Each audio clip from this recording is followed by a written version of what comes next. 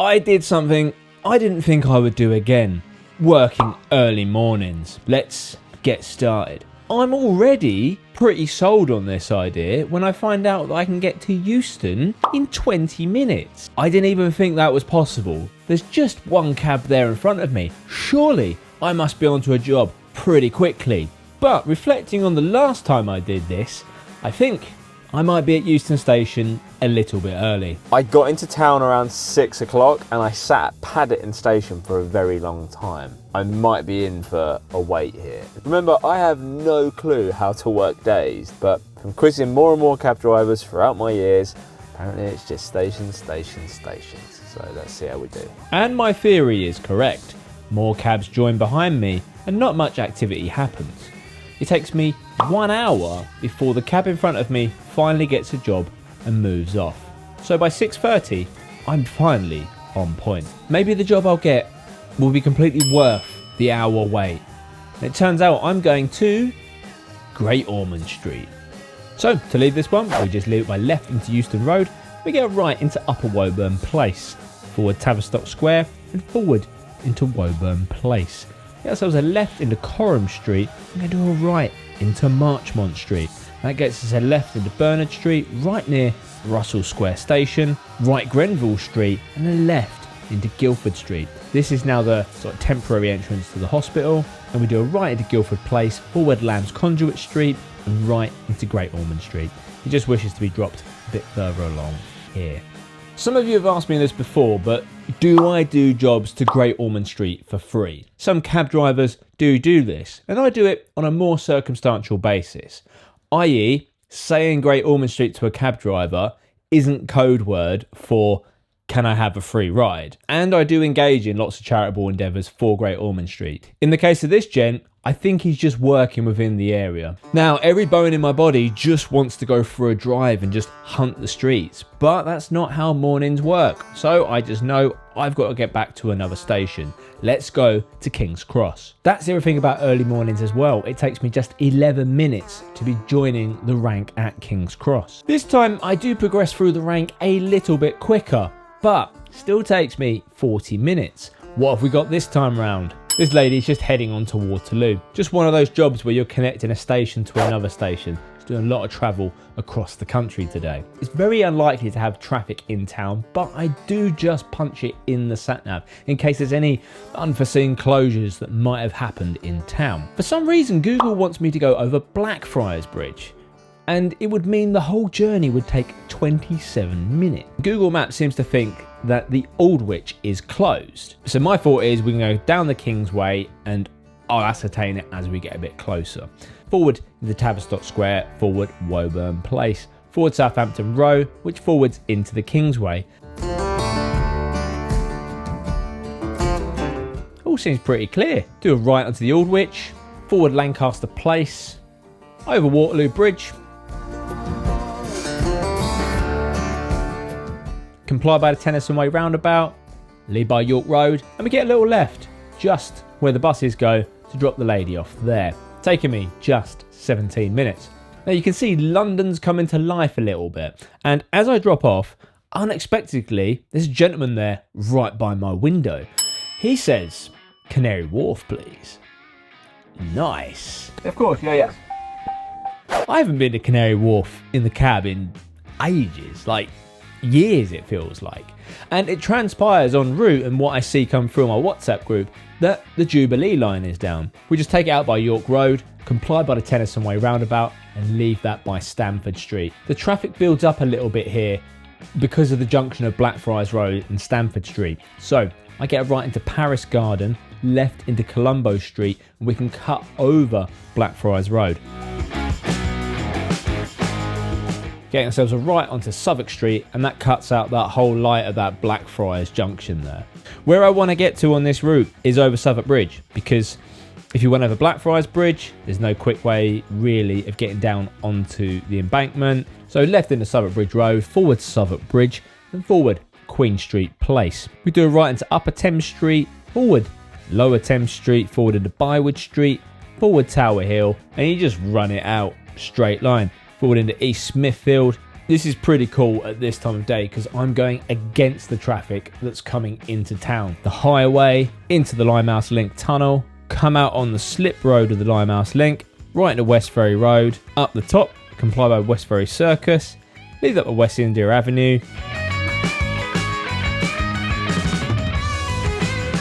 through Cabot Square, over the North Colonnade into Canada Square, forward North Colonnade, and forward into Churchill Place, dropping the gent there at Barclays Bank. Maybe I could go to City Airport. In my mind, City Airport is just round the corner from Canary Wharf.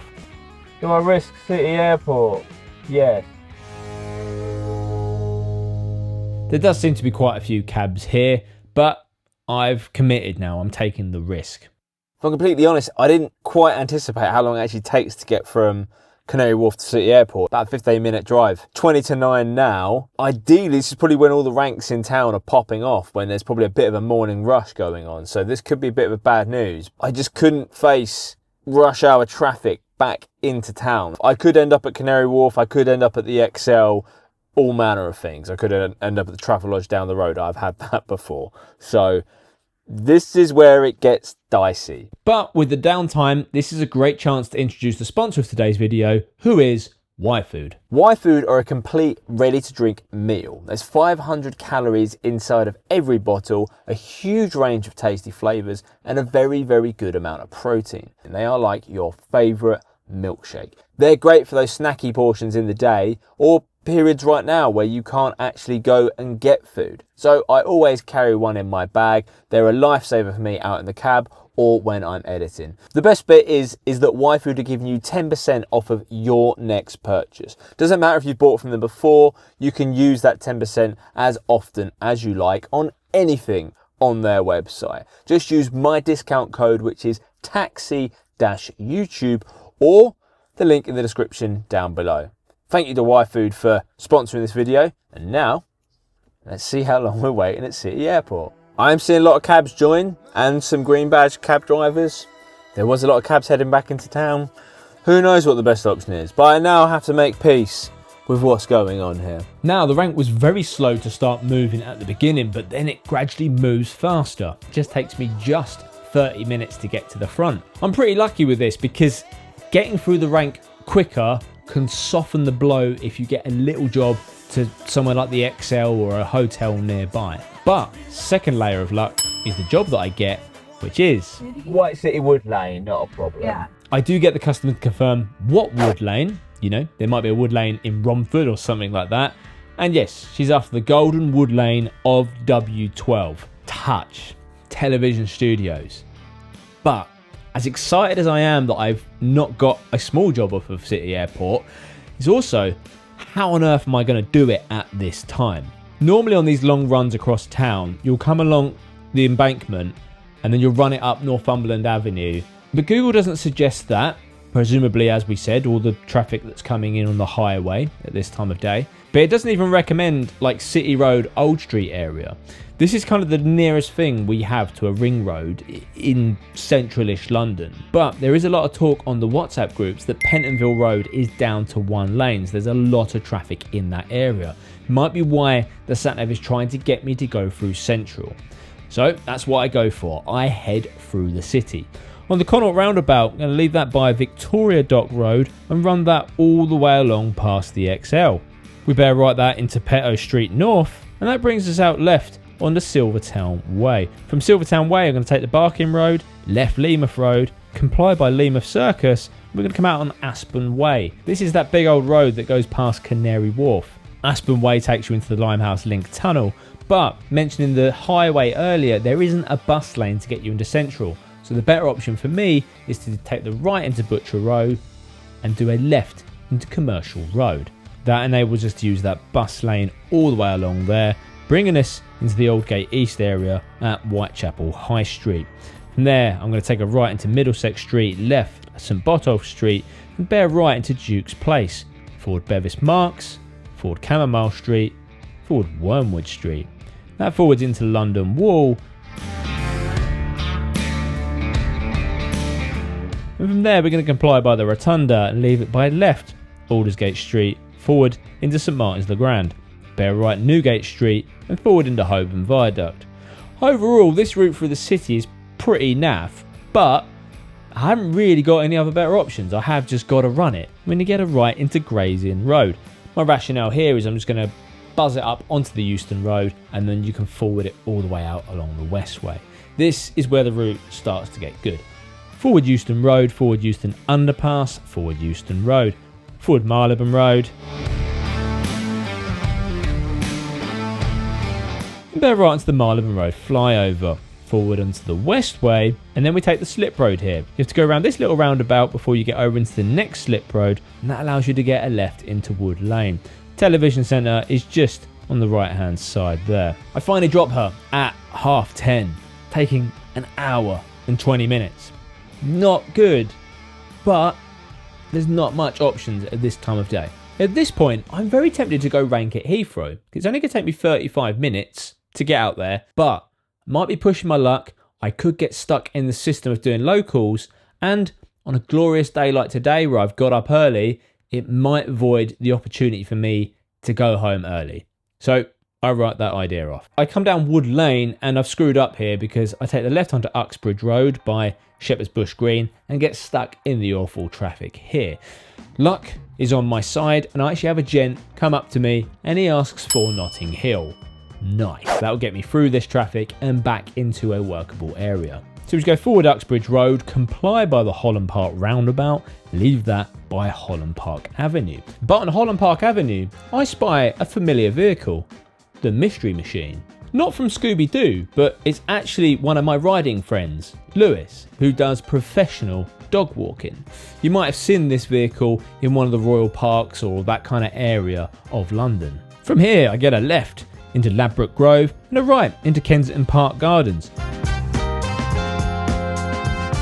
Forward that over into Chepstow Villas, and we get a left into Ledbury Road, right Talbot Road, and gentleman is just by the St Stephen's Church, setting him down on the left there. I'm feeling a little bit slow, as though I've left my brain at City Airport, so I go back to Ledbury Road and grab a coffee from Hagen. Well, you could either call that lucky or unlucky, however you look at it. That job to White City was pretty painful. Like the difference between going through the city and going over the top using City Road and whatnot, it said City Road was plus 15 minutes. So I don't think the bus lane is enough to give me that much of an advantage. So I really didn't want to go for it. It was still quite slow in the city. Pretty disgusting, but that's given me a lot of luck for today. That's helped me out massively. And amazingly, from Shepherd's Bush Green, job from there to Notting Hill. Hopefully this should fire me up. I'm feeling confident that by the time I should be going home, which is around 3 or 4, because I usually do a 2 till 12. So we say 6 till 4, 6 till 3. It'd be good if I can keep this going. It's 11 o'clock now. Some beautiful weather out. It'd be good if we can just do a few jobs sort of in town. This is very good coffee. Now I feel like London has woken up a bit. I can possibly go for a bit of a drive and find some work. But it still feels a little bit like trying to find a needle in a haystack, driving just about everywhere. On Bayswater Road, I spy a mobile speed camera. Got to be careful there, it's 20 miles an hour.